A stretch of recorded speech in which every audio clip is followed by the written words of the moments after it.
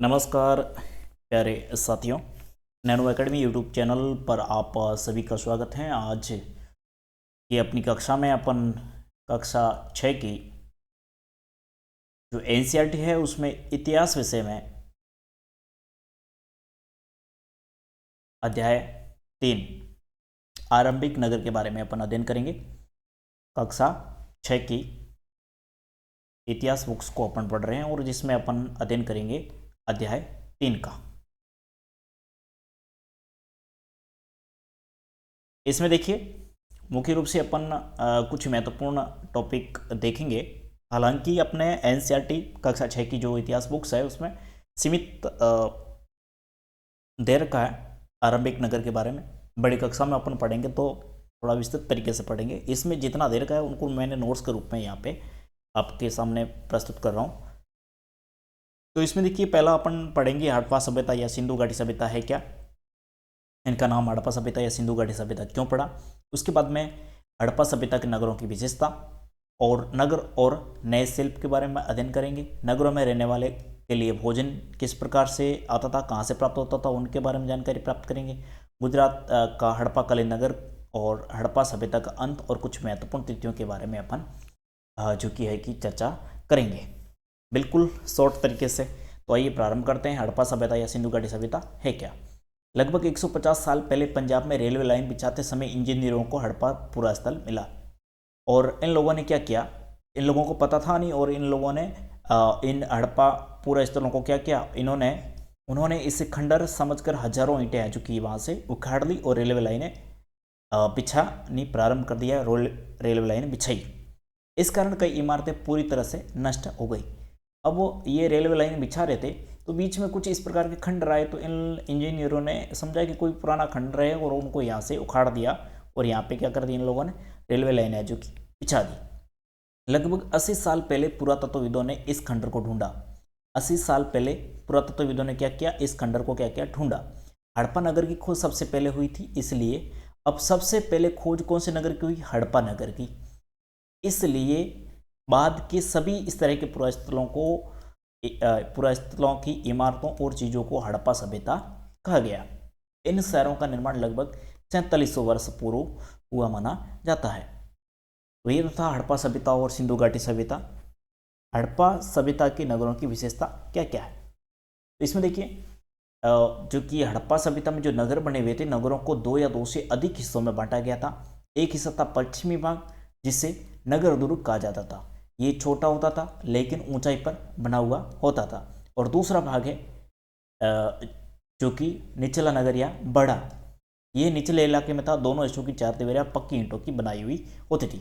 अपन देख लेते हैं कि ये जो पश्चिमी भाग था वो तो ऊपरी इलाके पे था यानी कि ऊंचाई पर था और जो पश्चिमी जो पूर्वी भाग है जो कि नीचे था और बिल्कुल बड़े स्तर पे था। यानी कि कहने का मतलब यह है कि जो ऊंचा वाला भाग था, दुर्ग वाला भाग, नगर दुर्ग था, इसमें राजा महाराजा लोग रहते थे, इनकी सेना रहती थी और इनके जो मुख्य मुख्य लोग होते थे ये इस ऊपरी वाले भाग में रहते थे। अब वो ये नीचे वाला भाग है पूर्वी भाग, निचला नगर, यानी कि जो बड़ा होता था, जनसंख्या ज़्यादा होती थी, लोग ज़्यादा होते थे राजा महाराजाओं से, तो ये निचले वाले भाग में रहते थे। और इनके चारों तरफ इन जो कि पश्चिमी भाग और पूर्वी भाग, इन दोनों के चारों ओर पक्की ईंटों से क्या होती थी, दीवार है वो बनाई जाती थी। तो ये नगर आधुनिक पाकिस्तान के पंजाब, सिंध प्रांतों, भारत के गुजरात, राजस्थान, हरियाणा और पंजाब प्रांतों में मिले हैं। इन सभी पुरास्थलों में पुरातत्वविदों को मिट्टी के लाल बर्तन जिन पर काले रंग के चित्र बने थे, पत्थर के पाट, मोहरे, मनके और तांबे के उपकरण और पत्थर के लंबे ब्लेड है जो कि यहाँ पे मिले हैं। अब मोहनजोदड़ो नगर के नगर दुर्ग में एक खास तालाब मिला है। अब मोहनजोदड़ो के, अब देखिए हड़प्पा सभ्यता में ये नगरीय व्यवस्था अपन लोगों ने ऊपर पढ़ा था कि एक तो पश्चिमी क्षेत्र या पश्चिमी नगर ले सकते हैं अपन, जो कि ऊपर था, छोटा था, और एक था पूर्वी ऊपर अपने पढ़ा था कि नगरों के प्रकार में पश्चिमी भाग और पूर्वी भाग। अब पश्चिमी भाग में कौन होते थे, राजा महाराजा रहते थे, और पूर्वी भाग में कौन रहते थे, जनता, आम जनता रहती थी। अब देखिए मोहनजोदड़ो का जो नगर वाला क्षेत्र है, नगर दुर्ग, यानी कि जो पश्चिम वाला क्षेत्र यानी कि राजा महाराजा जहाँ रहते थे, उस भाग में क्या मिला, एक खास तालाब है जो कि मिला है, अब जिसे पुरातत्वविदों ने महान स्नानागार कहा है। अब इस तालाब को बनाने के लिए ईंट, प्लास्टर प्लास्टर का प्रयोग किया गया था, जिसमें पानी का रिसाव रोकने के लिए प्लास्टर के ऊपर चारकोल की परत चढ़ाई गई थी। इसमें दोनों तरफ उतरने के लिए सीढ़ियों और चारों ओर कमरे बनाए गए थे। इसमें पानी कुएं से भरा जाता था, उपयोग के बाद इसे खाली कर दिया जाता था। कालीबंगा और लोथल, कालीबंगा और लोथल में अग्निकुंड मिले और हड़प्पा, मोहनजोदड़ो और लोथल में भंडार गृह भी मिले हैं। हालांकि इनके अलावा भी बहुत सारे पूरा स्थल है जहाँ काफ़ी सारी जानकारी है जो कि अपने लोगों को उपलब्ध होती है, लेकिन कक्षा 6 में अपने इतना ही दे रखा है तो अपन इतना ही पढ़ेंगे। आगे वाली क्लास में अपन बढ़िया तरीके से हड़प्पा सभ्यता को समझेंगे। तो उसके बाद में दे रखा है भवन, नाले और सड़कें। भवन, नाले और सड़कें, तो इन नगरों के घर 1 या 2 मंजिले होते थे। कमरे घर के आंगन की चारों ओर बनाए जाते थे। अधिकांश घरों में एक अलग स्नान घर होता था और कुछ घरों में कुएं भी होते थे। नालियों को सावधानी से सीधी लाइन में हल्की ढलान के साथ बनाया जाता था ताकि पानी आसानी से बह सके। घरों की नालियों को सड़कों की नालियों से जोड़ा जाता था, जो बाद में बड़े नालों में मिल जाती थी। और नाले ढके हुए होते थे और इनकी सफाई के लिए जगह जगह मैनहोल बनाए गए थे। घर, नाले और सड़कों का निर्माण योजनाबद्ध तरीके से एक साथ ही किया जाता था, यानी कि बिल्कुल एक व्यवस्थित तरीके से इंजीनियर जिस प्रकार से एक नक्शा बना कर करता है, उस नक्शे के हिसाब से सुनियोजित तरीके से नगर व्यवस्था है जो कि हड़प्पा सभ्यता की थी। अब देखिए नगरीय जीवन कैसा था, इनके बारे में भी अपन चर्चा कर लेते हैं। हड़प्पा के नगर के शासक खास इमारत बनाने की योजना में जुटे रहते थे। ये शासक लोगों को दूर दूर भेजकर धातु, बहुमूल्य पत्र, अन्य उपयोगी चीजें मंगवाते थे। शासक खूबसूरत मनके और सोने चांदी से बने आभूषणों जैसी कीमती चीजों को अपने पास रखते थे।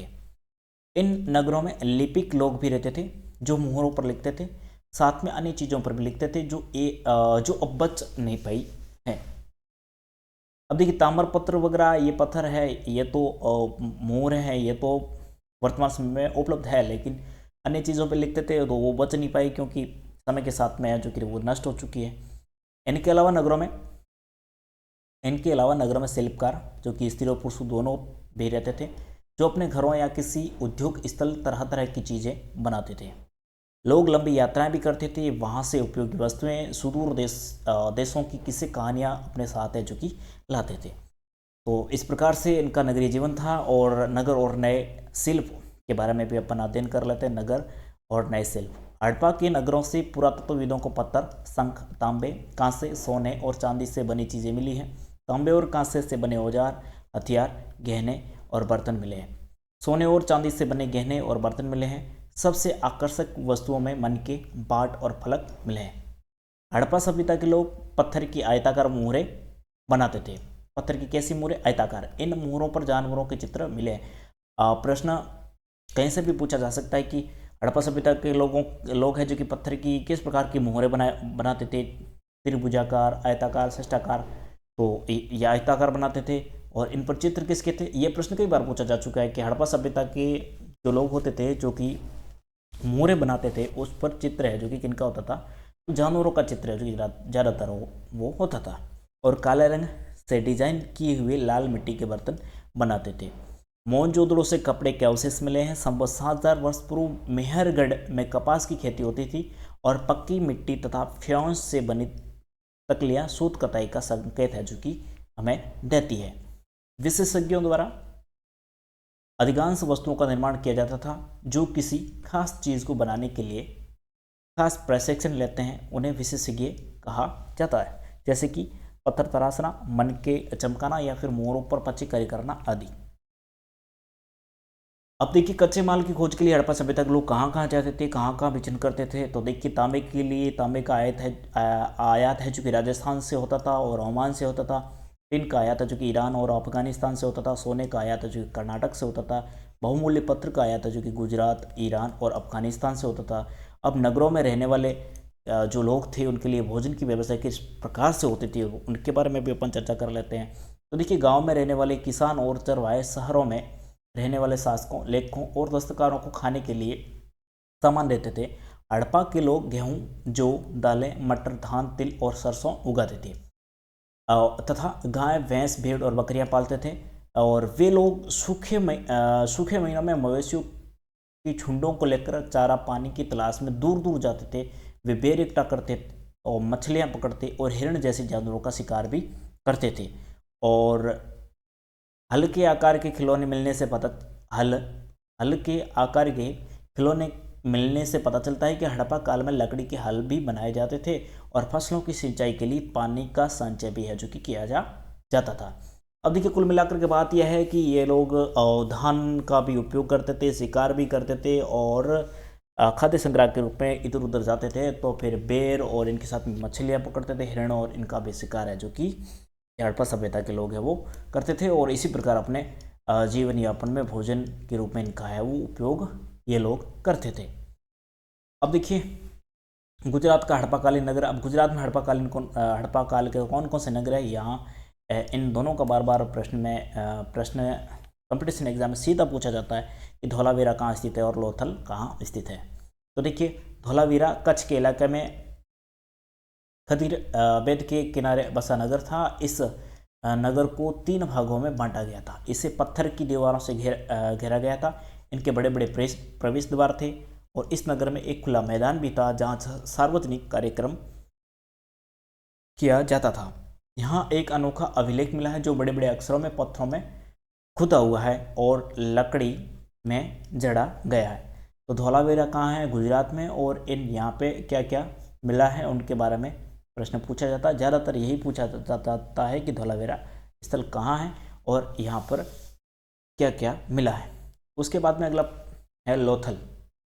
लोथल गुजरात की खंभात की खाड़ी में साबरमती की एक उपनदी के किनारे बसा नगर था जो कि पत्थरों, शंखों और धातुओं से बनाई गई चीज़ों का एक महत्वपूर्ण केंद्र था। अब देखिए किन के लिए, ये पत्थर, शंख और धातु, इनसे जो बनाई गई चीज़ें हैं उनके लिए महत्वपूर्ण केंद्र था। और इस नगर के भंडार गृह में कई मुहरें और मुद्रांकन यहाँ मुहरबंदी मिली है। यहाँ एक इमारत मिली है जहाँ मनके बनाने का काम होता था।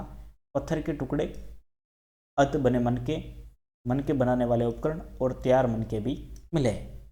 तो ये लोथल से प्रश्न ऐसे भी पूछा जा सकता है कि पत्थर के टुकड़े या अध बने मनके बनाने के उपकरण हैं जो कि कहाँ से मिले हैं, तो लोथल से। और मनके बनाने वाला उपकरण, ये वाला काफ़ी बार प्रश्न है जो कि पूछा जा चुका है। हड़प्पा सभ्यता का अंत कैसे हुआ, इनके बारे में भी अपन चर्चा कर लेते हैं। विद्वानों के अनुसार लगभग 3900 वर्ष पूर्व यहाँ एक बड़ा बदलाव आया। लोगों ने अचानक नगर छोड़ दिया। लेखन, मुहर और बाटों का प्रयोग बंद हो गया। कच्चे माल के आयात में कमी आ गई। सड़कों पर कचरे के ढेर बनने लगे। जल निकास प्रणाली नष्ट हो गई और झुग्गी नुमा घर सड़कों पर ही बनाए जाने लगे।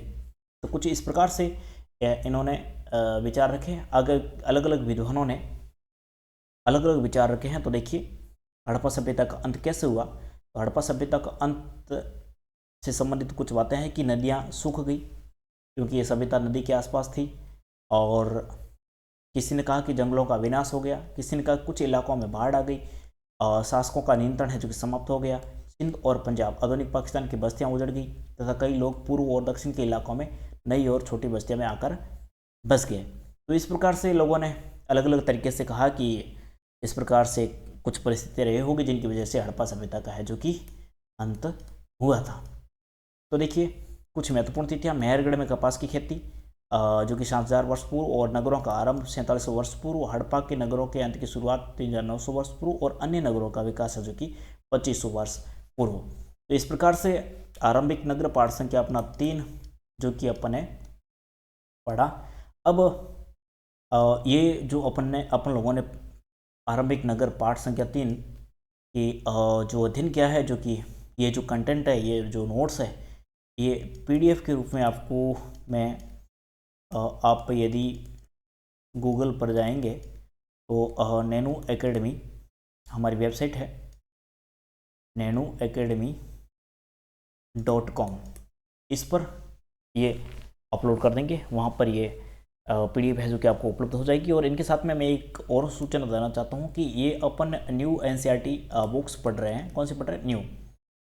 ओल्ड NCERT बुक्स जो कि ज़्यादातर सिविल सर्विस में तैयारी करने वाले या फिर किसी एग्ज़ाम की तैयारी करने वाले विद्यार्थियों के लिए सुझाव के रूप में दी जाती हैं, ओल्ड NCERT। तो उनके भी कक्षा 6 से लगा करके 12 तक की वीडियोज़ है जो कि चैनल पर अपलोड कर रखे हैं। उनको भी आप देखना चाहे तो देख सकते हैं। ओल्ड एनसीईआरटी बुक से डाउनलोड करना चाहे तो भी आप उनको डाउनलोड कर सकते हैं इसी nanoacademy.com पर जा करके। धन्यवाद साथियों, अगली क्लास में अपन चौथे अध्याय के साथ में मिलेंगे। तब तक के लिए जय हिंद।